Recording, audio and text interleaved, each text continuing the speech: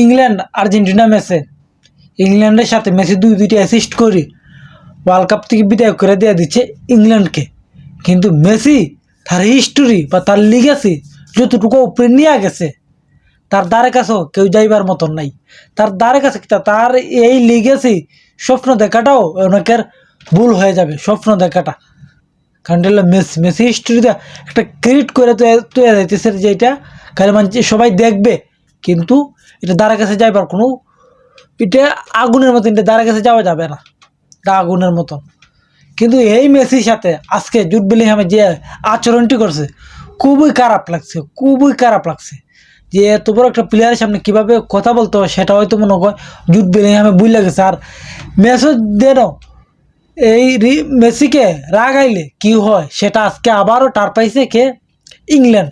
কারণ এই মেসি যে সময় বার্সার হয়ে খেলতো তখন কিন্তু রিয়াল মাদ্রিদের প্রত্যেকটা ডিফেন্ডার প্রত্যেকটা কোচ একই কথা বলতো যে মেসিকে কোনোভাবে রাগাই যেত না, কারণ রাগাইলে একলা ম্যাচ খাই দেবো। কিন্তু সেই জিনিসটা হয়তো জুড বেলিংহামে ফলো করতে পারছে না, মনে করছে বুড়ো হয়ে গেছে, বয়স হয়ে গেছে, একটু এই এত বড় একটা প্লেয়ার যেহেতু সামনে পাইছি তাহলে কিছু রাগায় দিয়া আটকাই দিয়ে দিই। কিন্তু না, মেসি সিংহ বিদ্ধ হইলেও তার তাবা ঠিক মতোই দেয়, হয়তো একটু স্পিড কম কিন্তু তাবা জায়গা মতোই দেয়।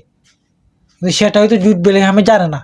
এই কারণে আজকে দেখো হ্যারি কেনে ম্যাচ শেষে দেখলো অনেকে বলতেছে যে ম্যাচের মধ্যে হওয়া স্বাভাবিক, কিন্তু হ্যারি কেন গোল্ডওয়ানে তারা ম্যাচ শেষে কিন্তু মেসির প্রশংসা করে যাইতেছে যে Messi greatest of all time, মানে তার কাছে কেউ নাই।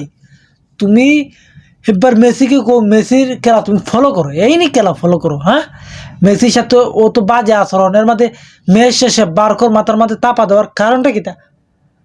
তোমার আমি পার্সোনালি ভালো পাইতাম যে জুড বেলিংহামে একটু ভালো খেলতেছে, রিয়াল মাদ্রিদ ভালো একটা মিডফিল্ডার, সে সামনে দিয়ে আরও ভালো কিছু করবে আশা করতেছি। এমন আছে টেলেন্ডিয়ার জেতার সম্ভাবনা আছে জুড বেলিংহামের সামনে দিয়ে।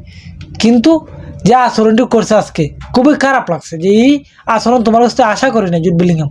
কারণ জুড বেলিংহামরা আমরা যতবার দেখছি নম্র ভদ্র, কোনো রাগারাগি নাই, মিডফিল্ড পুরো কন্ট্রোল করে সে একাই করতে গেলে। কিন্তু আজকে যে স্টাইলে মেসির সাথে আচরণ করছে সে হয়তো জানে না এটা মেসি, এর রাগাইলেই বিপদ। এর রাগাই দিছো আজকে তোমরা ওয়ার্ল্ড কাপ থেকে বিদায় হয়ে গেছো। 80 মিনিট পরে দুইটা অ্যাসিস্ট করে মেচছে ওয়ার্ল্ড কাপ থেকে বিদায় করে দিয়ে দিচ্ছে তোমাদেরকে। আর এদের মেসি দুইটা অ্যাসিস্ট করছে, এ কোয়ারের নিকট লাউতর মাটির যে হেডটাইছে তার সামনে 6 ফুট 3 ইঞ্চি লম্বা ডিফেন্ডার সেও বল লাগাল পাইছে না। কারণ কি মেসি যে রাইট ফুটে এমনভাবে ক্রস দিছে মানে কোয়ারে হিসাব না পা, সেই থেকে বাবা লাউতর মাটিতে হেড লাগাইছে গোল দিয়েছে। এমন একটা শট নিছে কোয়ারে হিসাব বরাবর, কোনো নিখুঁত শটে ভাবে এক গোলে এগিয়ে গেছে আর্জেন্টিনা। আর সেই জায়গার থেকেই আর্জেন্টিনা কামব্যাক করে ম্যাচ জিতে যায়। কিন্তু ইংলিশ সাংবাদিক না, এটা সাংবাদিক কইলে ভুল হইবে, এটা হামবাদিক। এই হামবাদিক বলতে বলছিল যে মেসিকে গুম পাড়ায় দিয়ে দিবে এই ম্যাচও সেমিফাইনালও। কিন্তু ইব্রাহিম বিজ কি বলছে যে এই ইংল্যান্ড ম্যারাডোনার হাতের খেলা দেখছে কিন্তু মেসির বাউটাঙ্গের খেলা দেখে নাই, আজকে সেই খেলা দেখবে। কিন্তু অবশেষে মেসি আজকে সেই খেলাই দেখাই দিয়ে দিচ্ছে। ওই তো ম্যারাডোনা দুইটা গোল করছে কিন্তু ম্যাচে দুইটা অ্যাসিস্ট করছে, আজকে দুইটা অ্যাসিস্ট করে ওয়ার্ল্ড কাপ থেকে বিদায় করে দিয়েছে ইংল্যান্ডকে। আর সব ইংলিশ সাংবাদিকের মুখের মাঝে এই দুইটা করে অ্যাসিস্ট করে বইরা দিচ্ছে জায়গা মতো, যে মেসিকে যতবারই এই ইংলিশ সাংবাদিক হলতে ট্রোল করছে ততবারই মুখের ভিতরে করে বইরা দিচ্ছে করে মাঠটা খেলা দিয়া। কারণ বুঝে না সুঝে না যে কাউরিলে মন্তব্য করে থাকে।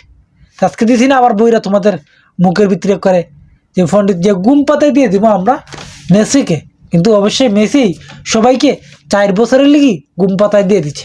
আগামী 4 বছর আর তোমরা কামব্যাক করার সময় নাই। এই 4 বছর তোমরা ঘুমাও, ঠিকঠাক মতন শরীর কন্ট্রোল রাখো, এরপরে 4 বছর পরে দেখা হবে আবার।